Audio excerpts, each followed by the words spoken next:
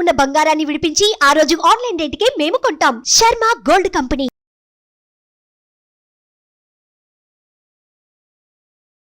నమస్కారం, సుమన్ టీవీకి స్వాగతం. ప్రస్తుతం మనతో పాటు ఉన్నారు ప్రముఖ జ్యోతిష శాస్త్ర పండితులు, శ్రీచక్రపీఠ వ్యవస్థాపకులు శ్రీ ప్రదీప్ జోషి గారు. గురుగారు నమస్కారం. శ్రీమాత్రే నమః.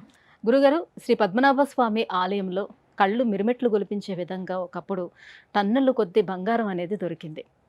నిజంగా అందరికీ చాలా ఆశ్చర్యంగా, మహా అద్భుతంగా అది అనిపించింది.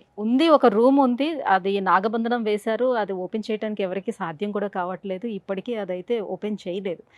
అదే మాదిరిగా ఇప్పుడు పూరిలో కూడా అటువంటి రత్న భాండాగారం ఉంది అని వినిపిస్తుంది. నిజంగా ఉందా? దాని రహస్యం ఏంటో తెలియజేస్తారా? శ్రీ గురుభ్యో నమః. శ్రీమాత్రే నమః. ఇప్పుడు సాధారణంగా మనిషికి ఉండే లక్షణం ఏంటంటే, ఎవరి దగ్గరైనా సంపద ఉంటే గనక సంపదను చూసి మనిషి తన దగ్గర ఉన్నట్టుగా ఫీల్ అయిపోతాడు అనమాట. మనిషికి ఉన్న సాధారణ లక్షణం. అది చూసేసరికి ఇంత బంగారం అని ఆనందపడిపోతాడు. అది మనిషికి ఉండే సహజ లక్షణం. కానీ అది తనకెన్నటికీ దొరకదు, తన వల్ల అయితే కాదు. కానీ ఇప్పుడు ఏం జరుగుతుంది అని అంటే, ఈ రాష్ట్ర ప్రభుత్వాలు కానీ కేంద్ర ప్రభుత్వాలు కానీ ఈ దేవుడి మాన్యం మీద ఎక్కువగా పడిపోతున్నారు. సో ఇప్పుడు తమిళనాడులో కూడా కొన్ని దేవస్థానాలకు సంబంధించిన చాలా రహస్యాలు నేను మీడియా పూర్వకంగా చెప్పలేను, నా వరకు తెలిసిన చాలా ఉన్నాయి. ఎన్నో దేవాలయాలు కింద పలగొట్టేశారు. ఎంత డబ్బులు లాగాలో అంత డబ్బులు లాగేసుకుని తీసుకెళ్ళిపోయారు. దేవుడు సొమ్ము ఎత్తుకుపోయారు. చాలా దేవుడు సొమ్ము ఎత్తుకుపోయారు. ఇప్పటికీ చాలా చోటు జరిగాయి. అంటే అన్అఫిషియల్గా నాకు చాలా విషయాలు తెలుస్తాయి కాబట్టి దాన్ని మనం ఏం చేయలేము. ఇంకా అట్లాగే చాలా జరిగాయి. ఎంత చెప్పినా వేస్టే. హిందువులు ఎప్పటి వరకు అయితే కళ్ళు మూసుకొని ఉంటారో, నోరు మూసుకొని ఉంటారో, అప్పటి వరకు ఈ దోపిడీ జరుగుతూనే ఉంటుంది. ఐక్యమత్యం హిందువుల్లో రానిసేపు దోపిళ్ళు జరుగుతూనే ఉంటాయి. ఇప్పుడు అందరి యొక్క దృష్టి ఇప్పుడు పూరి జగన్నాథుడి మీద పడింది. అక్కడ రత్న భాండారం ఉంటే దాన్ని ఎట్లా దోచుకోవాలని దాని మీద కూడా పడ్డారు. సరే, అది దేవుడు సొమ్ము, దేవుడు ఎట్లా కాపాడుకోవాలో తెలుసు. మీరు ఇప్పుడు ఈ ప్రశ్న అడగడానికి కూడా కారణం ఏంటంటే, ఈ మధ్య ఎక్కువగా చాలామంది సెర్చ్ చేస్తున్నారు కాబట్టి ఇది అందరూ తెలుసుకొని ఏం సాధిస్తారో కూడా నాకు తెలియదు. కానీ నేను మీకు ఒక రహస్యం చెప్తాను, వినండి. ఈ రహస్యం తెలుసుకున్నా పెద్ద జరిగేది ఏం లేదు. ఎందుకోసమంటే నాకు తెలుసు, దైవశక్తి ఏందో బాగా తెలుసు. ఒకప్పుడు శమంతకమణి అని ఉండేది ద్వాపర యుగంలో. శమంతకమణి యొక్క శక్తి ఏమిటి అని అంటే, బంగారం బయటకు రావడం. అది ప్రతిరోజు కొన్ని టన్నుల బంగారం ఇస్తుంది. ఆ శమంతకమణి బంగారం ఇచ్చినంతసేపు ఏమైపోయిందనంటే, ద్వారక మొత్తం బంగారమయం అయిపోయింది. ప్రజలందరి దగ్గర బంగారం అయిపోయింది. అసలు బంగారం ఇక కృష్ణుడు పంచుతానే ఉన్నాడు, అందరికి ఇస్తానే ఉన్నాడు, బలరాముడు ఇచ్చేస్తూ ఉన్నాడు, బంగారం వస్తూనే ఉంది. వీధులు బంగారమయమైపోయాయి, గ్లాసులు బంగారం అయిపోయాయి, ఇంటి పైకప్పులు బంగారం అయిపోయాయి, ఇనుప కడ్డీలు, స్తంభాలు అన్ని బంగారం అయిపోయాయి. తర్వాత అందరూ పని చేయడం మానేశారు. ఇంకా ఈ బంగారం ఎక్కువైపోతుంది, బంగారం అక్కడ ఇక్కడ ఇవ్వడము. అప్పటికి కూడా బంగారము క్రయ విక్రయంలో చాలా ప్రధాన భాగస్వామి. బలరాముడికి విపరీతమైన కోపం వచ్చింది. బంగారం బ్యాన్ చేసేసాడు బలరాముడు. అంటే వ్యవహారము లోపల బంగారం బ్యాన్. ఇంకా ఒక్కోళ్ళకి బంగారం ఇచ్చి పుచ్చుకోవడం అనేది బ్యాన్. ఇంకా సో ఎవరి దగ్గర ఎంతెంత బంగారం ఉందో ఇచ్చేయండి అని చెప్పేసి బంగారాన్ని మొత్తం కూడా తీసేసుకున్నాడు బలరాముడు. తీసుకొని అందరూ వ్యవసాయం చేయాలి, అందరూ పని చేయాలి, అందరికీ నేనే భోజనం పెడతా. ఇంకా ఏం అందరూ బతికేది దేనికోసం? తిండి కోసమే కదా. నేను ఎవరెవరి కులవృత్తులు అవన్నీ కూడా చేయండి, అందరూ మీరు చేసిన పనులన్నీ కూడా మార్కెట్లో పెట్టండి, ఎవరికి ఏది కావాలో అది అంతవరకు మాత్రమే వస్తువులు తీసుకోండి, తినండి, నేను అన్నం పెడతాను, భోజనం చేయండి, తిరగండి. నో బంగారం. ఇంకా బంగారం ఇచ్చిపుచ్చుకోవడాలు వాల్యూస్ లేవని మొత్తం బంగారం అంతా తీసేసుకున్నాడు. తీసుకొని ఆ శమంతకమని ఉద్ధవుడికి ఇచ్చేసాడు. ఆ శమంతకమని సముద్ర గర్భం లోపలికి వెళ్ళిపోయింది. ఇప్పటికీ ఆ శమంతకమని ఒక ప్రత్యేకమైన ప్రదేశంలో ఉంది. అది కూడా మనకి పురాణంలో చెప్పారు. అది కూడా నేను ప్రత్యేకంగా వీడియోలో చెప్తాను, ఎక్కడుంది శమంతకమణి అని. మీ గూగుల్ మ్యాప్లో కూడా లొకేట్ చేసి చెప్తాను. ఆ కావాలంటే వెళ్ళి తెచ్చుకుంటా అంటే వెళ్ళి తెచ్చుకోండి శమంతకమణి. అక్కడ ఇంకా బంగారం వీలుంటుందా లేదో చెప్పలేదు, చెప్తాను అది కూడా. ఆ తర్వాత బలరాముడు ఏం చేశాడు అంటే, 108 దివ్య దేశాలని కూడా విష్ణు క్షేత్రాలని 108 విష్ణు క్షేత్రాలు, ఆ 108 విష్ణు క్షేత్రాలన్నింటిని కూడా నిర్మాణం చేయించారు. 108 విష్ణు క్షేత్రాలు కట్టారు. ఆ విష్ణు క్షేత్రాలన్నిట్లోనూ ఈ బంగారం నిల్వలు ఉన్నాయి. ఒక్క దగ్గర కాదు. పూరి అందుకే అయితే జగన్నాథుడే ఇప్పుడు కాదు, విష్ణు క్షేత్రాల్లో మాత్రమే లభ్యమవుతున్నది. ఉమ్, పూరి జగన్నాథుడే కాదు, అనంత పద్మనాభ స్వామి కాదు, 108 విష్ణు క్షేత్రాలన్నిట్లోనూ బంగారపు నిల్వలు ఉన్నాయి. కాకపోతే అవి ఎవరికి దొరకవు. ఎవరైతే దాన్ని పట్టుకోవడానికి వెళ్తారో వాళ్ళ చావు తథ్యం. చావు కావాలి అని అంటే దేవుడు మాన్యం కోసం వెళ్ళండి, బతకాలి అనుకుంటే దేవుడు మాన్యం జోలికి వెళ్ళకండి. ఎందుకోసం అంటే వాటన్నిటి కూడా బలరాముడే రక్ష. బలరాముడు అంటే ఎవరు? శేషదేవుడు. ఆ శేషదేవుడే రక్ష. అందుకే వీటన్నిటి కూడా సర్పబంధం వేసి ఉంచుతారు. ఎవరైతే ఆ సర్పబంధం తీయాలి అనుకుని ప్రయత్నం చేసి తమ స్వార్థ బుద్ధితోటి గనక ఆ యొక్క నిధి ఓపెన్ చేస్తే వాళ్ళకి చావు తథ్యము. అది గుర్తుపెట్టుకోండి. ఇక్కడ కూడా అలానే ఉందంటారా? ఇక్కడ పూరి కూడా జగన్నాథ ఈ టెంపుల్లో 108 దివ్య దేశాలు, అన్నిట్లో ఉందా? ద్వారకాలోనూ ఉంది, పూరి జగన్నాథ్లోనూ ఉంది, తిరుపతి వెంకటేశ్వర స్వామి దగ్గర కూడా నిధి ఉంది, అక్కడ కూడా ఉంది. ఇవన్నీ కూడా ఆయా టెంపుల్లో ఆల్గారిథంలో ఆ రహస్యాలన్నీ కూడా చెప్పబడ్డాయి. అవి కేవలము అంటే అప్పటి రాజులు వాళ్ళకు ఉన్నటువంటి ఆ బంగారాన్ని అంతటిని తీసుకెళ్లి ఆ దేవాలయాల్లో పెట్టారు పెట్టారు. పెట్టారు అవన్నీ రహస్యబంధంగా పెట్టారు, సర్పబంధం చేసి పెట్టారు. అది ఒక కాలం వచ్చినప్పుడు మాత్రమే ఆ బంగారం బయటపడుతుంది.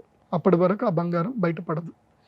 ఎవరైనా ఆ బంగారం ముట్టడానికి పోయినా వాళ్ళకి చావు తథ్యం. సర్పదంశనం తప్పకుండా ఉంటుంది. సర్పము అంటే కేవలం పాము వచ్చి కుడుతుంది అనుకోకండి. చావు.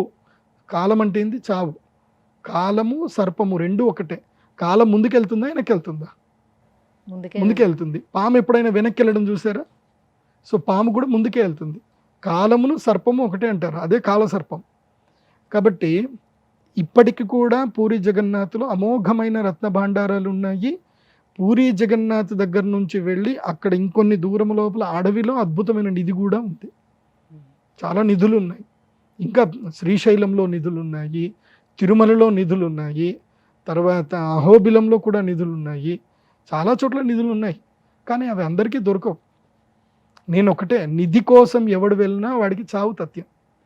నేను అబ్జర్వేషన్ చేసింది ఏంటంటే, నా జీవిత కాలంలో నేను ఎంతో రీసెర్చ్ చేశాను, ఎంతోమందితో తిరిగాను, అన్నీ చూశాను. నిధి కోసం వెళ్ళిన వ్యక్తి ఆ నిధిని పొందినా కానీ వాడికి జీవితంలో ఆయుష్ ఉండట్లేదు, ఆరోగ్యం ఉండట్లేదు. ఆ నిధి సంపాదించుకొని ఏం చేస్తాడు చెప్పండి? ఆ నిధిని ఎవడు ముట్టినా ఏదో ఒక రోగం వస్తుంది వాడికి. ఏం చేస్తాడు చెప్పండి ఆ నిధి తీసుకొని? ఇప్పుడు అనుభవించడానికి కావాల్సింది శరీరమే. శరీరమే సరిగ్గా లేదు, దాన్ని పెట్టుకొని ఏం చేస్తారు? ఏం చేయలేరు. ఇప్పటికీ కూడా పూరిలో కింద కూడా ఒక నగరం ఉంది అని మనకి పురాణాలు చెప్తున్నాయి. కానీ అనంత పద్మనాభ స్వామి టెంపుల్లో కొన్ని గదుల్లో ఉన్న మొత్తం అంతా తీసేశారు కదా బంగారం. లేదు, ఓన్లీ ఒక్క దగ్గర ఇంకా మాత్రమే ఒక గది నాగబంధనం. తీయలేదు. ఆ గది తీస్తే ఇంకా విలయమే ఉంటుంది. అది కాకుండా దానికన్నా ముందున్న కొన్ని గదుల నుంచి తీశారు కదా. తీసినా కానీ అవన్నీ ఆడిట్ చేసి మళ్ళీ అక్కడే పెట్టారు, ఏవి ముట్టలేదు. సుప్రీంకోర్టు ఆర్డర్స్ ఇచ్చారు కదా, కాబట్టి ఏవి ముట్టలేదు. దేవుడు ఎక్కడైనా, ఇప్పుడు ఒకటి గుర్తుపెట్టుకోండి అండి, నేను చాలామంది అనుకుంటారు నేను దేవుడి సొమ్ము ఈజీగా తినొచ్చు అనుకుంటారు. నేను జ్యోతిష్యం చూసి చూసి పండిపోయింది మైండ్ అంతా. ఎవడెవడికి ఏ టైంలో ఏ కర్మఫలం ఎలా కొట్టాలో తప్పని కొడుతుంది వాడికి. ఆ డబ్బు అసలు దేనికి పనిచేయదు, గుర్తుపెట్టుకోండి. దైవ బలం ముందు డబ్బు నథింగ్. అసలు ఇలా అంతే. ఇప్పుడు చూడండి, సునామీ వచ్చింది, వరదలు వచ్చాయి, కొట్టుకుపోతున్నాయి. ఎవడు కాపాడుతున్నాడు? ఎక్కడ ఒక రోగం వచ్చింది, ఇంటి శరీరంలో ఒక చిన్న ఒక కణం పుట్టింది, క్యాన్సర్ కణం, ఎన్ని వేసుకున్న ప్రాణం కాపాడుతుందా? కాపాడదు కదా. డబ్బు ప్రాణాలను ఎప్పుడూ కాపాడదు. అందుకే కర్మఫలం చాలా ముఖ్యం, గుర్తుపెట్టుకోండి. దేవుడి సొమ్ము మీద ఎవరు ఆశ చూపించకండి. ఎక్కడ ఏది దొరికినా, ఇప్పుడు పూరి జగన్నాథే కాదు, ఇంకొన్ని రోజుల తర్వాత ద్వారకలో కూడా ఇంకోటి నిధి బయటపడుతుంది. దానికి కూడా ఒక ద్వారం ఉందని చెప్తారు, ద్వారకలో కూడా వస్తుంది. ఆ తర్వాత బృహదీశ్వర దేవాలయంలో కూడా వస్తుంది. చాలా దేవాలయాలు ఉన్నాయి. దైవానుగ్రహం ఏంటంటే, అమ్మ అనుగ్రహం వల్ల మేము ఎక్కడ పోయినా మాకు తెలిసిపోతూ ఉంటుంది, కానీ నవ్వి ఊరుకుంటాం అంతే. నాకు కానీ మా గురువు గారికి కానీ, చాలామంది మేము పండితులు ఉన్నాం, మాకు మొత్తం అన్నీ తెలుసు. వెళ్ళినప్పుడు ఇక్కడ నిధులు ఉంటాయి ఇంకొంత అని తెలుస్తుంది, నవ్వి ఊరుకుంటాం అంతే. ఎందుకోసం అంటే దాని మీద ఆశ ఉంటే కదా. ఆశ ఉన్నోడికి దాని గురించి ప్రయత్నం చేస్తాడు, ఆశ లేనోడికి నవ్వుతాడు అంతే. అంతే కదా. సో ఎప్పుడైనా ఒకటి గుర్తుపెట్టుకోండి, పరసొమ్ము దైవ సొమ్ము. పరసొమ్ము మీద, వేరే వాళ్ళ మనుషుల సొమ్ము మీద మీరు ఆశపడ్డా దానికి చిన్న చిన్న శిక్షలు ఉంటాయి, కానీ దేవుడి సొమ్ము మీద ఆశపడితే వంశాలు వంశాలు కొట్టుకుపోతాయి. జన్మ జన్మాంతరాలు ఆ దుఃఖం అనుభవించాలి. అందుకే నేను లాస్ట్ టైం కూడా ఒక వీడియోలో చెప్పాను, ఎవడైతే అంగవైకల్యంతో పుడతారో, ఎవరైతే శిక్షలు అనుభవిస్తుంటారో, జీవితంలో కర్మఫల రీత్యా బాధలు అనుభవిస్తూ ఉంటారో వాళ్ళని చూసి అయ్యో పాపం అనకండి. ఎందుకోసమంటే జ్యోతిష్ శాస్త్రము కర్మ విపాకం ఏం చెప్తుంది అని అంటే, నువ్వు అలాంటి దుష్కర్మలు చేస్తే తప్ప ఇలాంటి జీవితం నీకు దొరకదు. ఎప్పుడో దైవం సొమ్ము తినే ఉంటావు కాబట్టి నీకు ఇలాంటి జీవితం వచ్చింది. కాబట్టి అలాంటి వాళ్ళని చూసి అయ్యో పాపం అనకండి. కాకపోతే అన్నం మాత్రం పెట్టండి. శాస్త్రం కూడా అదే చెప్తుంది, దీనజనులకి అన్నం పెట్టండి అంతే, కానీ అయ్యో పాపం ఎవరిని అనకండి. మీరు అయ్యో పాపం అన్నారా మీరు అనుమోదకం అవుతారు. పాపానికి 4 ఉంటాయి: కర్త, కారయిత, ప్రేరక, అనుమోదక. కర్త అంటే చేసేవాడు, కారయిత అంటే చేయించేవాడు, ప్రేరక అంటే చేయడానికి ఎంకరేజ్ చేసినవాడు, అనుమోదక నువ్వు చేసింది కరెక్టేరా అన్నోడు. ఈ 4 కూడా శిక్షల్లో సమభాగం అనుభవించాల్సింది. మీరు అయ్యో పాపం అన్నారే అనుకోండి, నువ్వు అనుమోదకునిగా అయిపోతావు. అనుమోదకం అంటే ఏంటి? అయ్యో దేవుడు అనవసరంగా శిక్షించాడే అని అన్నావు అనుకో, దేవుడి యొక్క జడ్జిమెంట్ని చూసి ఎంత గొప్పవాళ్ళమో మనము కాదు కదా. కాబట్టి ఇమీడియట్లీ సరే నీకు కూడా పాలు పంచుతా అని ఇచ్చేస్తాడు. సో డోంట్ సే అయ్యో పాపం అంటే పాలు పంచుతాడు. అంతే, అయ్యో పాపం అనదు. కావాలంటే నీకు ఇంత అన్నం పెట్టు అంతే. అన్నం పెట్టు, కూడు గుడ్డ ఈ 2 ఇవ్వచ్చు, ఎవరికైనా ఇవ్వచ్చు. కూడు గుడ్డ ఇవి 2 ఇవ్వండి, అయ్యో పాపం అనొద్దు. ఇది బాగా గుర్తుపెట్టుకోండి. ఎందుకోసమంటే రత్న భాండారానికి దీనికి సంబంధం ఏంది అని అంటే ఇదే సంబంధం. ఇప్పుడు పూరిలో రత్న భాండారం బయటపడితే మనకేంటి, మనకి ఇంట్లోకి ఏమైనా ఒరుగుతుందా? మన ఇంట్లోకి ఏం రాదు కదా.